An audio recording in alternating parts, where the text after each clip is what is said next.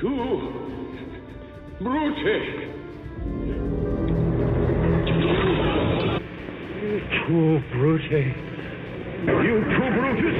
It's two! Brute! You two, my child. Et tu, Brute.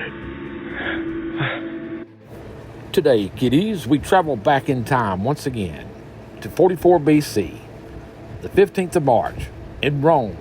History will forever refer to this date as the Ides of March, the spark that ends a republic and births an empire. As Julius Caesar was on his way to the theater of Pompeii, he passed a seer who had earlier warned that harm would come to Caesar on this day. And as Caesar passed the seer, Caesar states, "Well, the Ides of March has come." And the seer ominously replies, "Aye, they are come, but they are not gone." The seer's name is supposedly Spiridion. Caesar was to attend a senatorial meeting in the Curia of Pompeii, located within the theater of Pompeii. Now, there were three straws, or as I say, three strikes, that led to Caesar's assassination at this time. The first was when a senatorial delegation had marched to the temple of Venus Genetrix to present Gaius Julius Caesar a large number of honors. They were to bestow these honors upon him. And when the Senate arrived, a seated Caesar did not rise to greet the Senate. And this made the Senate feel like they no longer mattered or was important to Caesar. And that was in 45 BC. In January of 44 BC, the second straw was that two tribunes found a wreath on Caesar's bust on the rostra of the Roman Forum. This wreath was a symbol of royalty and of the god Jupiter, so it was removed. Furthermore, as Caesar was riding the Appian Way, and as he passed a crowd that had gathered, they started chanting Rex as Caesar passed. Rex meaning king. Caesar replied back, "Non sum Rex," said Caesar, which means, "I am not Rex, but Caesar."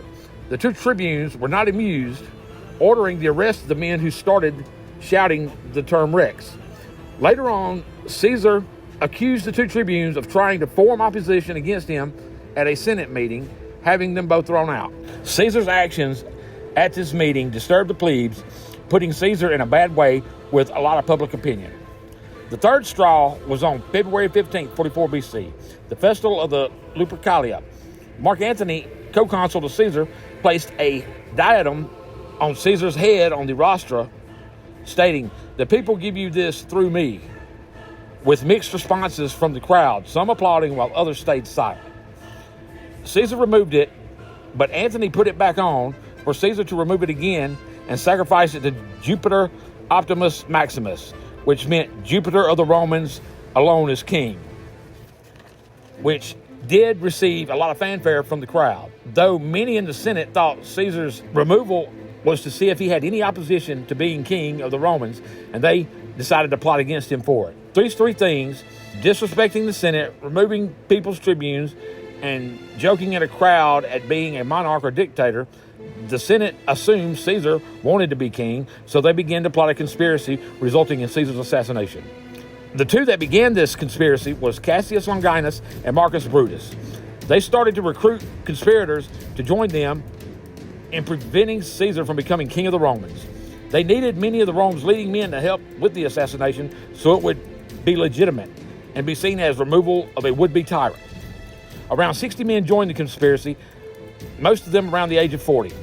Some of the more famous conspirators were Pacuvius Labio, Decimus Brutus, Gaius Trebonius, Minucius Bacillus, many who were men from Caesar's own legions. Many of his soldiers, officers, and even civilian associates were also there, most motivated by petty jealousy. Only a few really had concerns with Caesar becoming dictator. These conspirators held secret meetings to weigh out the details of the said assassination. They almost decided to also kill Mark Antony along with Caesar and to erase other Caesar supporters, but Brutus declined to both, saying Caesar was the only one to die. Brutus stated killing Caesar could be written off as stopping a would-be dictator. Many ideas were discussed to kill Caesar, but they all had one problem. Caesar's friends protected him in public, friends who could fight and could more than likely disrupt the assassination attempt. Eventually, someone mentioned killing him at a Senate meeting where only senators were allowed, no one else. The last Senate meeting before Caesar was to leave Rome on campaign was March 15th, the Ides of March. So they planned to enact their conspiracy on that day. Caesar did have a few ominous warnings that something was amiss before the meeting, such as the seers Spurnus giving him a warning, as well as Caesar watching Brutus and Cassius talking. March 1st, 44 BC, when Caesar stated to an aide, "What do you think Cassius is up to? I don't like him. He looks pale." Caesar was late to arrive at the theater of Pompey on March 15th, 44 BC, because his wife, Calpurnia, awoke that morning from nightmares involving Caesar's death. She begged Caesar not to attend the Senate meeting. Caesar finally agreed to this, and being cautious, ended up sending Mark Antony to dismiss the Senate. That was when Decimus came to Caesar's house, pressuring him to attend the meeting by stating, "What do you say, Caesar? Will someone of your stature pay attention to a woman's dreams and the omens of foolish men?" This statement was the final nail in the coffin, so to speak, pushing Caesar to walk to the Senate house to attend the Senate meeting. That's where he exchanged words with Spurina, and as they reached the Senate house, Mark Antony was detained, being kept outside as Caesar proceeded inside. Plutarch, the historian, states Caesar took his seat, and when Lucius Cimber approached Caesar with the others crowding around in support, Caesar ended up waving him away, and that's when Cimber pulled down Caesar's toga. Caesar then yelled, "Iste quidem vis est," why this violence? And at the same time, Casca produced a knife, missing Caesar's neck, and Caesar caught his arm, asking, "Casca, you villain, what are you doing?" And Casca screamed, "Brother, help me," as Caesar threw him away with force. That's when Gaius Servilius Casca stabbed Caesar in the side, spurring more attacks from all directions. Caesar tried to retaliate, but was overwhelmed, falling down on the portico, being repeatedly stabbed as he laid there defenseless. Of the 23 stab wounds he had sustained, only one was stated to have been fatal, and this was one of the ones to the ribs. This, ironically, was the earliest known post-mortem report in history. Also, a bit of irony was seen in the place where Caesar died, at the base of the Pompey statue in the Curia of Pompeii, in the theater of Pompeii. Though debated, it is said Caesar's last words were, "Kai su teknon," you too, child, when Caesar saw Brutus as one of the attackers. Immediately after the killing, Brutus and his conspirators marched through the streets stating, "People of Rome, we are once again free." But the people of Rome locked their doors, answering Brutus with silence. This indirectly caused the conspirators to flee, and it was said eventually 3 slaves put Caesar on a litter, carrying him back home. And so passed Gaius Julius Caesar. It was also said quite a few ominous events took place preceding Caesar's death.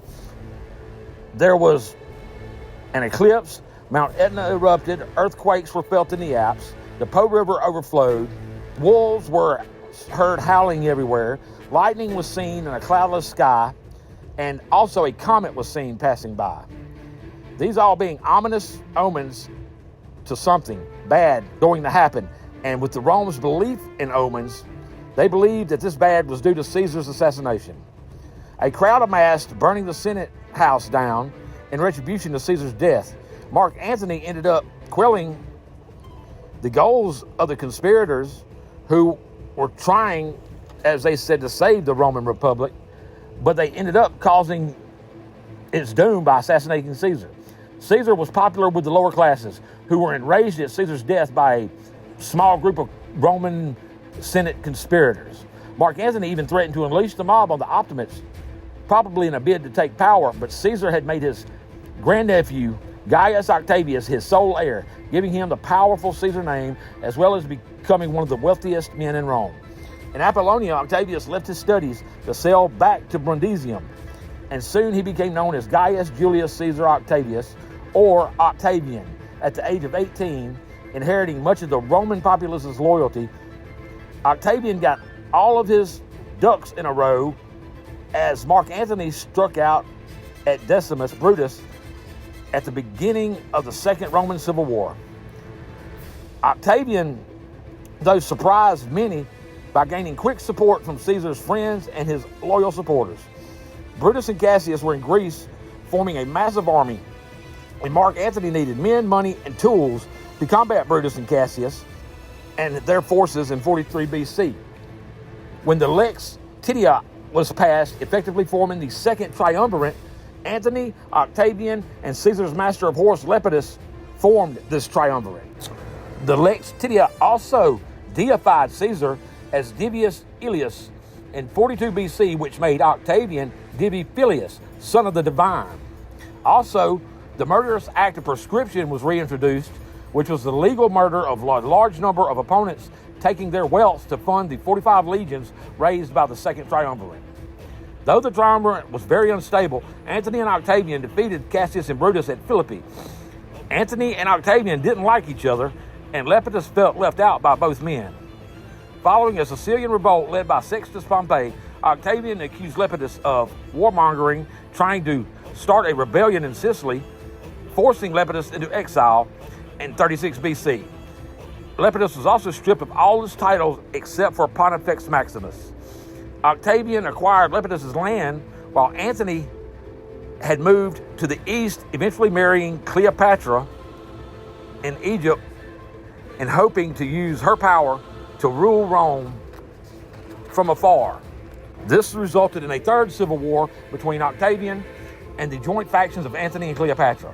In 31 BC, Antony would be soundly defeated at the Battle of Actium, with him and Cleopatra being chased all the way back to Alexandria in Egypt, where in 30 BC they both committed, leaving Octavian as the winner of the Third Civil War. And in 27 BC, the name Octavian was replaced with Augustus, raising Octavian to a deity level and becoming Rome's sole, leading Augustus to forming the first principate, or the first emperor of Rome. And thus dies the Roman Republic, and the birth of the Roman Empire is led by Augustus Caesar. And this brought about the Roman Senate, whose corruption and jealousy brought about the act of assassinating Caesar in fear of him becoming dictator, but paving the way for the most powerful men of Rome to either be killed by proscription or in battle, leaving Caesar's sole heir, Octavian, to become the first emperor of the newly formed Roman Empire, thus stripping the Senate of all its powers, leaving the Senate hollow and weak. Ironically, the man who was assassinated, Gaius Julius Caesar, the most successful third of the first triumvirate, consul, proconsul, Pontifex Maximus, dictator perpetuo, governor of Gaul, master of the Gallic legions, invader of Britain, scourge of Pompeii, name of Caesar would live on for hundreds of years, with Caesar being the given title for the emperor of Rome well into the 2nd and 3rd centuries AD. I'm Big Duke 6 at CoolKegs Productions, and this is my Moments in Time. The death of Caesar, the birth of an empire. Please sub, hit the noti bell, like, hell, even comment. Anyone that does, I'll consider you the bee's knees. Until next time, my friends, and remember, Civis Pacem Parabellum. If you want peace, prepare for war.